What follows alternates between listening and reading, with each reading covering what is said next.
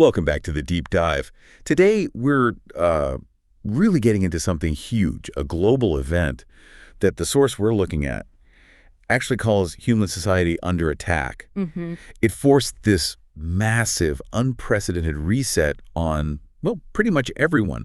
We're talking about the COVID-19 pandemic, the immediate impacts, the ones that lingered, and maybe some surprises too. Exactly. And our mission today really is to unpack those big changes, the incredible challenges we all face together. Right. And also the really important lessons that came out of it all when the world basically just stopped, as this analysis puts it. It's about what we learned, or maybe what we had to learn. Yeah, definitely. And as we dig into this, I think it's useful for everyone listening, for you, to maybe think back a bit. Good idea. Like, what was the biggest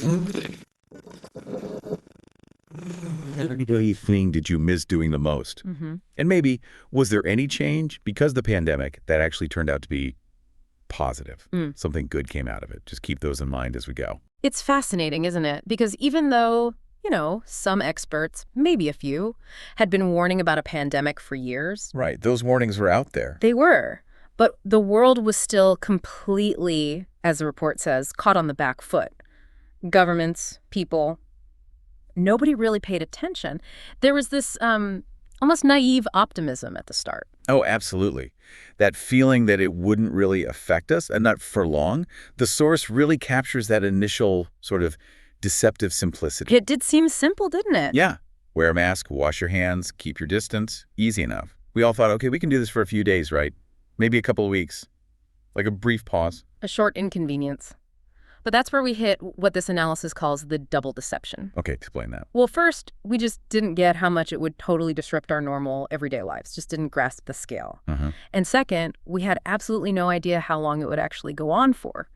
That idea of it being over in a few days, that just evaporated so quickly. And when it did evaporate, wow, the consequences hit hard and fast. The analysis really lays this out. Suddenly the news wasn't just, concerning. It was terrifying. It was terrifying. Every day, just numbers, climbing cases, deaths, hospitals totally overwhelmed, and doctors, nurses, all the frontline people getting sick themselves.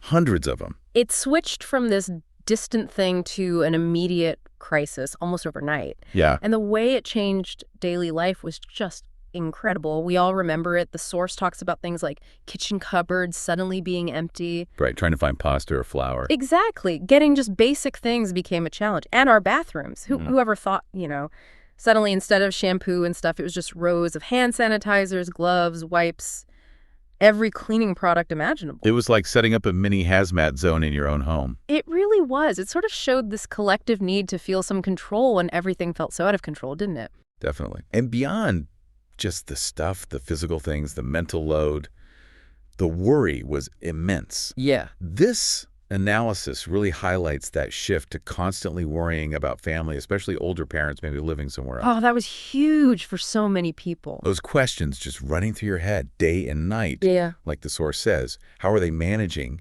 Can we even get to them if something happens? What if they get sick? Yeah. That feeling of just helplessness, it was profound for so many. It really brought that home. But, even with all that, people are incredibly adaptive. The study points this out, too. People found ways to cope. Like what? Well, the simple things, often. Reading, music, art, maybe hobbies they could still do. Those became lifelines.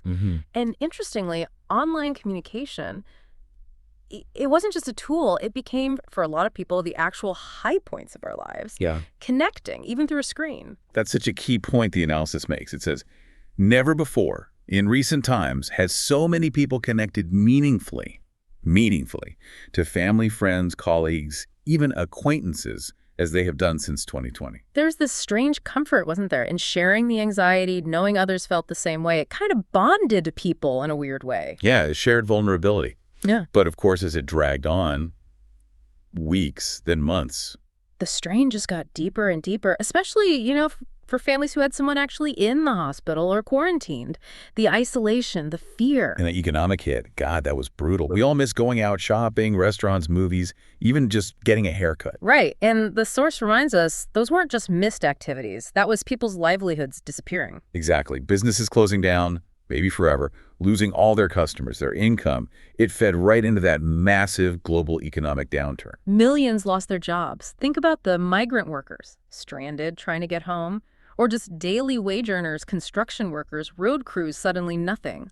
Unimaginable hardship. It really was. So now, the report notes we're over 2 years past that initial shock. We have vaccines, which is huge. Thank goodness. But we still see outbreaks, right? Affecting vulnerable people. And new strains pop up, bringing fresh anxieties.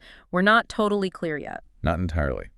And this feels like the right moment, as the analysis suggests, to really just pause and appreciate, applaud the medical community, especially those frontline workers. Absolutely. They put their own lives on the line every single day. Thousands got infected. And sadly, many died. We owe them so much. And the scientists, too, the way they collaborated globally, working insane hours to develop vaccines so quickly. It was remarkable. The source actually touches on how pre-existing research, like on mRNA tech, really helped accelerate that. It wasn't just luck, it was years of groundwork meeting an urgent need. Human ingenuity, really. So tying it all together, this whole period really did act like a kind of reset, didn't it, for society? It did. We saw incredible innovation, lifestyle shifts, distance learning becoming normal, virtual gatherings, and that rapid vaccine development. These things will shape our future. But there's a huge challenge that this analysis points out, and it's crucial. What's that? Making sure the benefits of all these changes, the technology, the new ways of working, the medical advances are shared fairly, getting them to the, quote, large underprivileged section of our society. That's the real test now. That is absolutely the core challenge, equity. Because the pandemic didn't hit everyone equally, did it? Not at all. And maybe, just maybe, as this reflection suggests, we needed this pause, this reset to kind of wake up, to realize life isn't just about, growth, money, success. The source calls it an urgent call to slow down, care for each other and the earth, live meaningfully, and spread love. It even mentions things like the surge in local mutual aid groups as proof that we can do this. That's a powerful thought, that maybe the biggest lesson wasn't about virus control, but about humanity. Perhaps. So as you, our listener, think about all this, here's the final provocative idea from our source to chew on, that maybe this is the time that we must finally stop counting our differences and come together as one. A profound thought to end on. Thank you for joining us for this deep dive into such a transformative time. Yes, thank you. We hope you'll continue reflecting on these vital insights. Until next time.